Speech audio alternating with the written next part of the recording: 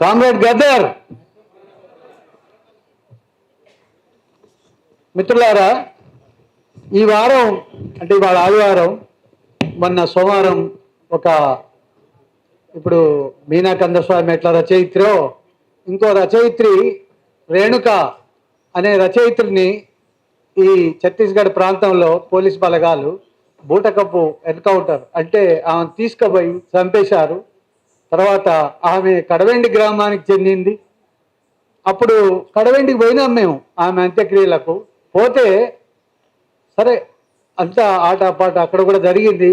ఏమైనా నాకు అప్పుడు ఏమనిపించిందంటే గద్దర్ ఉంటే ఎంత బాగుండు అని. ఎందుకు 1997లో గద్దర్ మీద కాల్పులు జరిగితే దాదాపుగా 1999లోనే మా ఫ్రెండు లేదా ఆర్ఎస్యు నాయకుడు, పీపుల్స్ వార్ నాయకుడు కామ్రేడ్ సంతోష్ రెడ్డి చనిపోతే, ఆయన కూడా ఒక బూటకపు ఎన్కౌంటర్లో చనిపోతే గద్దరు ఆనాడు అంత్యక్రియల్ని లీడ్ చేశాడు.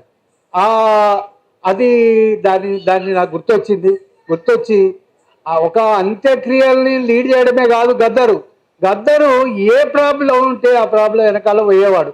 ఆ పోలీసులు శవాలను ఇవ్వకపోతే కూడా శవాల కోసం కొట్లాడిన చరిత్ర గద్దరు. ఇవాళ గద్దరు మీద కాల్పులు జరిగిన రోజు ప్రశ్నించే గొంతులు, పాలకుల అణిచివేత అనే టాపిక్ మీద ఇవాళ ఈ మీటింగ్ పెట్టాము. మరి గద్దరు ఉన్న రోజుల్లో కూడా ఇదే ఏప్రిల్ 6 నాడు ఎప్పుడు కూడా ఈ గద్దర్ యొక్క జన్మదినంగా సెలబ్రేట్ చేస్తున్నారు. గద్దర్ ఇప్పుడు లేడు. గద్దర్కి జోహార్లు అర్పించడమే కరెక్ట్ అనిపిస్తుంది. బర్త్డే అని చెప్పి అప్పుడు కేక్ కూడా కట్ చేశాడు. నాకు తర్వాత ఇంకొక విషయం ఏమనిపిస్తుంది అంటే గద్దర్ని నాలాంటి వాడు అంటే వర్ణించడం, ఆయన కవి, ఆయన గాయకుడు, ఆయన వాగ్గేయకారుడు, ఆయన కమ్యూనిస్టు విప్లవకారుడు. నేను ఒక పేపర్లో చదివాను, ఆయన ఐడియాలజీ, ఆయన కమ్యూనిస్టు సిద్ధాంతవేత్త, తర్వాత అంబేద్కరు అనుచరుడిలాగా. గద్దర్ తండ్రే అంబేద్కర్ను కలిశాడు అని నేను చదివాను. మరి ఆ ప్రభావం కూడా ఆయన మీద చాలా ఉండి ఇవాళ అనేక రకాలుగా గద్దర్ని ఇప్పుడు ఈ ఫోటో తీసినట్టుగా ఆయన్ని ఒక ఫ్రేమ్లో మనం బంధించలేము. ఆయన దాదాపుగా 75 years ఆ రేంజ్లో చనిపోయాడు. ఆయనకు చాలా వయసు ఉండే. ఆయన దగ్గర ఈ 2018లో మొన్న 23లో చనిపోయాడు. 18లోనే ఓటేసినట్టు కూడా ఒక సమాచారం. ఓటేసి ఆయన పార్లమెంటరీ విధానంలోకి రావాలనుకున్నాడు అనేది కూడా చాలా స్పష్టమే. ఎందుకంటే మేము ఇప్పుడు అల్లం నారాయణ ఆర్ఎస్యు వాళ్ళకి, మన జేఎన్ఎంకి గద్దర్ అంటే జేఎన్ఎం అంటే గద్దర్, జేఎన్కి రెండింటికి మధ్య ఉన్న సంబంధం చాలా చెప్పాడు. ఆయన స్పీచ్ పాట మొదలు పెట్టేటప్పుడే లాల్ సలాం లాల్ సలాం సలాం ఉన్నలై, లాల్ సలాం సలాం ఉన్నలై, కళ్ళు పీకేసిన కాళ్ళు నరికేసిన పోరు బాటొదలని చారు బాటొదలని, లాల్ సలాం. ఎందుకంటే ఇవాళ కళాకారులు చూస్తే ఒకరిని మించిన వాళ్ళు ఒకళ్ళు ఉంటారు, ఇంక్లూడింగ్ డోలక్. మాకు అక్కడ డోలక్ ధైర్యాన్ని ఉండేటోడు.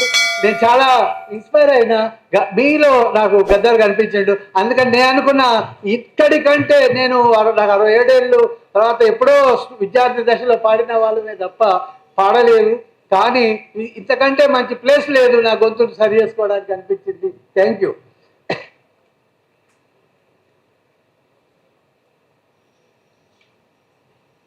ఇక గద్దర్ పాట ప్రభావం గురించి మొన్న హైదరాబాద్ సెంట్రల్ యూనివర్సిటీలో వాళ్ళకి నాకు తెలిసి ఏంటంటే వాళ్ళు తెలుగు పిల్లలు కారు. తెలుగు పిల్లలు కావాల్సిన అవసరం లేదు.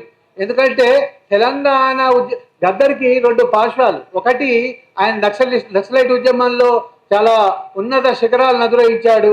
తర్వాత బయటకు వచ్చిన తర్వాత మనం ఇవాళ తెలంగాణలో మాట్లాడుకుంటున్నాం. తెలంగాణ గురించి ఆయనే ఒక కారకుడు అయ్యాడు. ఆయన పొడుస్తున్న పొద్దు మీద అనే పాట చాలా పాపులర్ అయిపోయింది. ఆ పాట HCAలో కూడా ఆయన జస్ట్ మొదలు పెట్టగానే విద్యార్థులు చాలా సంతోషపడ్డారు. అయితే ఏమైనప్పటికీ కూడా గద్దరు మమ్మల్ని చాలా ప్రేమించేవాడు.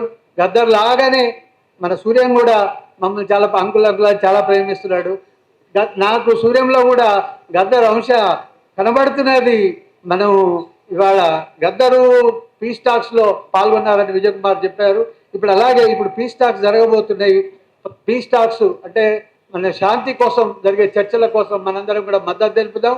తర్వాత గద్దరు స్మృతిని మనం చిరస్థాయిగా ఉండేలాగా సూర్యం చేస్తున్న ప్రయత్నాలకు నా మద్దతు ఉంటుందని చెప్తూ రెడ్ సాల్యూట్స్.